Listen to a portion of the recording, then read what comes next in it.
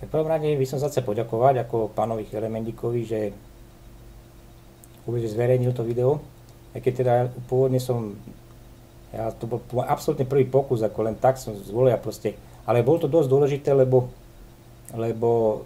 sa jednalo o veľmi závažnú tému o tom majetku, o tých investíciách a tak, jak som to sledoval celú tú dobu a nedalo mi, naozaj som sa tomu vyjadriť, lebo sa vytvorila taká nejaká bublina, že proste, že Slováci akože nevedia čo s peniazmi a že proste, že akože jediný problém je, akože kam ich investovať, aby o to nedošli. A v podstate problém bol v tom, že vlastne to sa týka len 10% obyvateľstva Slovenska, ktorí majú tie peniaze, však celkovo je v bankách 23 miliárd ako euro, ako úspory obyvateľstva. No. Takže akože peniaze sú tam. Ja nehovorím, že tam nie sú peniaze. No ale keď si zoberieme, že to milión Slovákov, že to má na účtoch, tak každému vychádza 23 000 eur. No. Ale 3 milióny tam nemá nič. Alebo teda, jak povedal pán Stanek, že 90% Slovákov plus minus 2000 eur. Takže z tohto hľadiska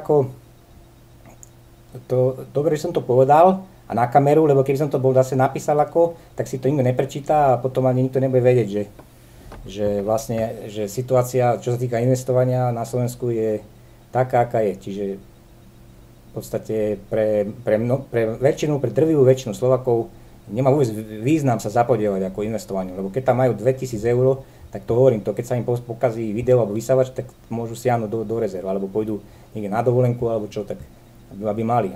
No. Dobre, a teraz ale som chcel niečo iné povedať, že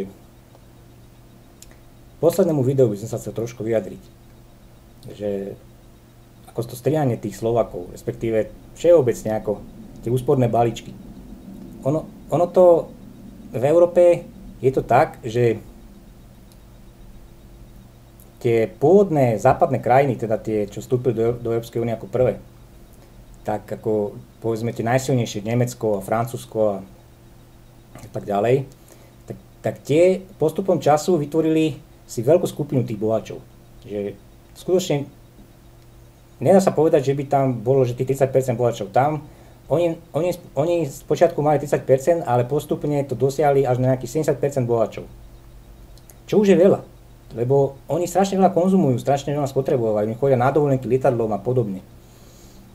A to isté potom spravili aj s tými slabšími krajinami, ako teraz v súčasnosti je to Grécko a Írsko, Portugalsko, Belgicko a podobne.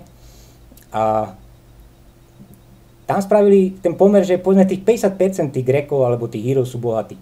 A to už je veľa. To už jednoducho to presiahlo tú únosnú medzu a tí ľudia jednoducho nechcú sa uskromiť. Proste oni budú všetko robiť preto, aby jednoducho žili nadpomery, aby žili z dlhov. A tie vlády, respektíve tí politici, tí sa im ako líškajú a vlastne teda doteraz sa im líškali, dokiaľ nebola kríza. Teda dá sa povedať, že 60 rokov sa im líškajú, lebo deficity štátneho sú také, že výdavky sú vysoké, respektíve teda vysoké, no. Proste je tam deficit, že príjmy sú menšie a výdavky sú vyššie. Čiže vzniká neustále deficit, ten sa nahradza tak, že sa jednoducho požičajú peniaze, vlastné peniaze sa napumpujú do tej ekonomiky a tým sa vlastne všetko, stále sa vytvárajú bubliny, či bytové, alebo teda tie s nehnuteľnosťami, alebo hociaké iné. A žijú vlastne na dlh. Žijú bez práce, dá sa povedať, aj keď samozrejme, že musí tam byť určitý druh práce, však to Nemecko to je akože tá najviac pracovitá krajina a tak. Ale ako celok je to všetko zadlžené. Všetko, aj Nemecko je zadlžené. Nemecko je jedno z najzadlženejších štátov. A teraz, pokiaľ zo začiatku bolo tých boháčov v tej Európskej únii, respektíve v tej Amerike, ako tých 30%, ako v každej tej krajine, možno niekde 50 alebo tak ešte to sa ako tak dalo. Ale teraz vlastne miliarda ľudí, čo sú bohatí v Európskej únii aj v Amerike, alebo po prípade v Rusku, respektíve v Číne, tam tieto elity začínajú byť ako veľmi bohaté. A jednoducho tá planéta to nevie uniesť. Proste tá planéta to by sme potrebovali 8 planét. Potrebovali by sme kopec tej úrodnej pôdy, kde by sa pestovalo to obilie, aby tie zvieratá, tie krávy, aby to aby mali čo žrať a proste, aby bolo mäso a to si jednoducho, letecká doprava, však to je katastrofa, čo sa tu robí proste. Konzum proste a plýtvanie všetkým, ropou sa plýtva, proste vzácnymi kovmi sa plýtva. Takže tá planéta vlastne kolabuje. Tá už kolabuje 20-30 rokov, ale teraz čo sa deje, tak to sú najhoršie klimatické zmeny a proste všetko, proste je to absolútna katastrofa. No dobré, ale k tomu ja som vlastne chcel to strihanie spomenúť. Strihanie oviec. Strihať treba, ale treba, teda to znamená, že treba obmedziť ten konzum. To znamená, že lenže na Slovensku my sme veľmi, z tohto hľadiska sme dobrá krajina, že naozaj my málo konzumujeme.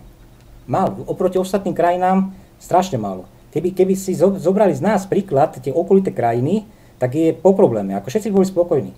Všetci.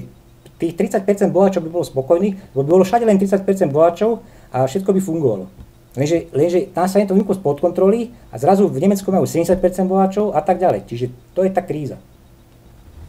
A konkrétne, že pokiaľ napríklad naša vláda povie, že nebude strihať, teda nebude robiť úsporné balíčky, nedostaneme peniaze od trhov finančných, rôznych, MMF alebo podobne. A tým pádom zase sa blížime k bankrotu okamžite, lebo my potrebujeme 10 miliard eur na to, aby sme fungovali. My máme také malé dane na týchto podnikateľov a všelijakých tých veľkopodnikateľov, boháčov a podobne, a nielen my, však v celej Európskej únii, že vlastne príjmy sú žiadne. To, že sa zdaňuje obyvateľstvo, ktoré nemá príjmy, tak to je smiešne. To sú malé peniaze. Tie nestačia na pokrytie deficitu.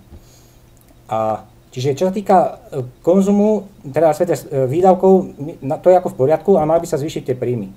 No a teraz ide o to, že pokiaľ vláda nepríjme tento úsporný balíček, tak tie finančné trhy nepožičajú tie peniaze a sme skončili. A oni požičajú len vtedy, keď sa budú robiť tie úsporné balíčky. Čiže oni sa snažia neustále dosiahnuť tých 30% boháčov, to znamená, jak to dneska som pekne čítal, že 1 miliarda zlatý štandard, či čo tam bolo, a že teraz v USA, že chcú len 1 milión, ako len sami Američanov. Tak o tom to je.